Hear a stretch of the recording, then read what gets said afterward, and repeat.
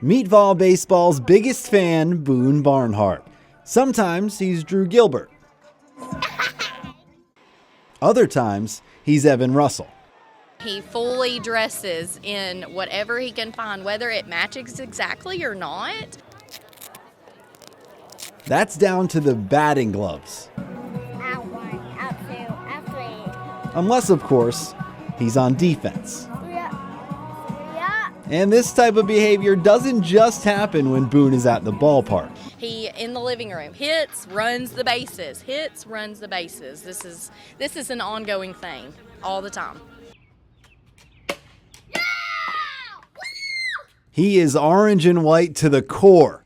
Tennessee! Tennessee! And he celebrates like a Vol, too. Jump, jump, jump!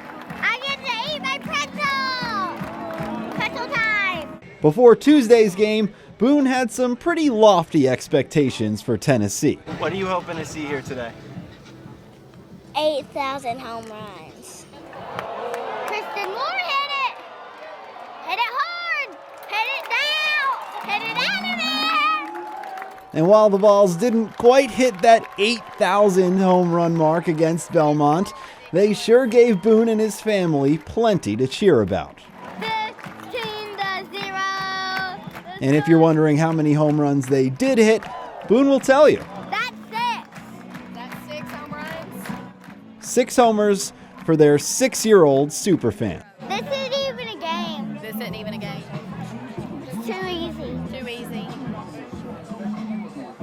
This is your championship in your house. Right now, it's day 1. He's the ultimate teammate. Run it! Alcoa softball manager Quinn Ragas takes his job seriously. He's here for almost every single practice and every home game, and he's always there to, when somebody's down, to give them a hug or just lift them up. Let's go, Toro, let's go! Every time he's around, you can't have a dull moment, and it just makes you smile and just be happy to be there. Hey, haters. He's not lacking in confidence either. Hey, we're gonna win the championship, huh?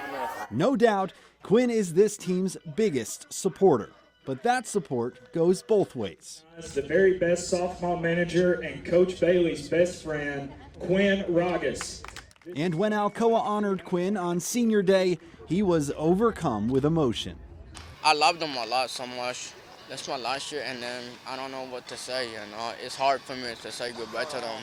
I'm gonna miss you, one of you. But it might not be goodbye after all. I know. You'll always be our team manager. Because Quinn has also been working in the Alcoa cafeteria, a job they hope to hire him for full time. Our goal is to get him employed and keep him around because I expect him to be here the rest of his life, and that's what we want. Seeing Quinn around the team, You're my bestie, I know, you're my bestie too. So what's going on with your life right now? it feels like that's what everyone wants. That's the greatest day of my life. It's been less than 2 weeks since Jake Sheffield won the National Drive, Chip, and Putt Championship. That's kind of a once-in-a-lifetime opportunity.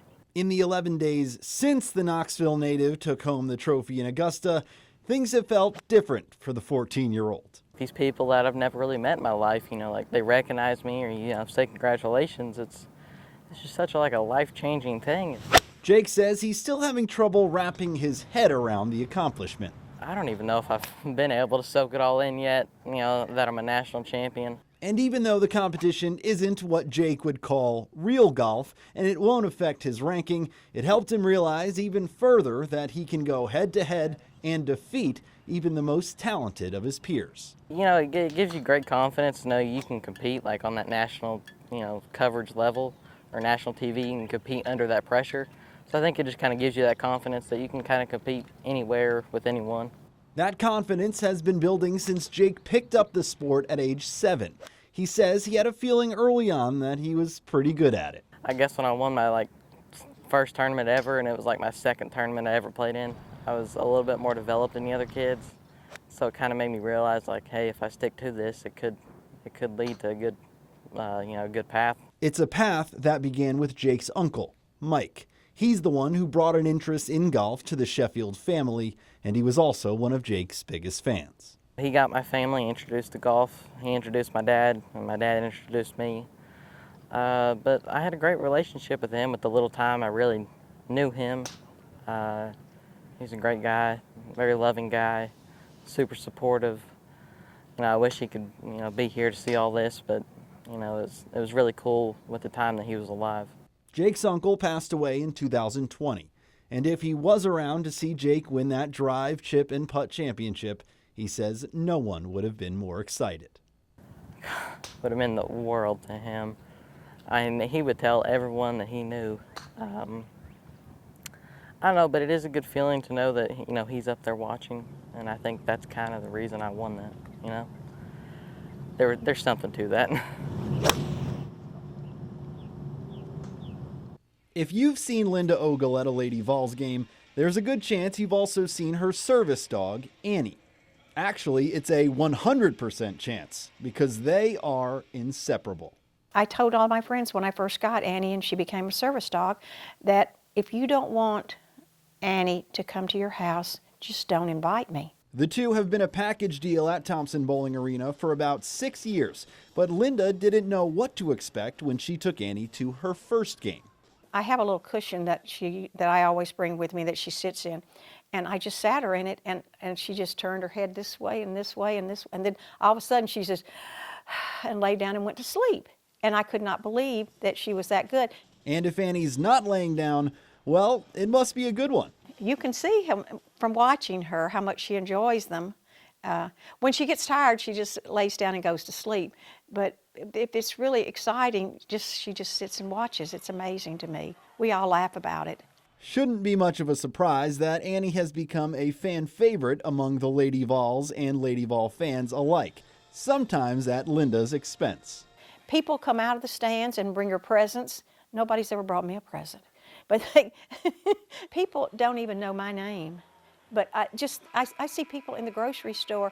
I saw a lady in Sam's the other day, and she came walking up to me, and she said, "You're the lady that brings Annie to the ball games." She knew Annie's name, but I was just the lady. Nobody knows that I'm Linda, but everybody knows that I'm Annie's mother. Their relationship is special. It's plain to see.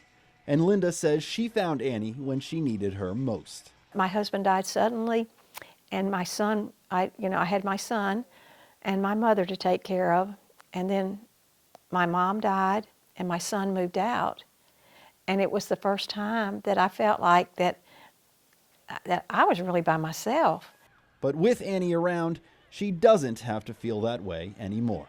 I've had dogs all my life, but none of them have meant to me what this little girl means. The way that she just sits on my lap and I always know I'm not by myself because I have Annie. I don't know what I would do without her. If she didn't do anything but sit on my lap, I'd be happy.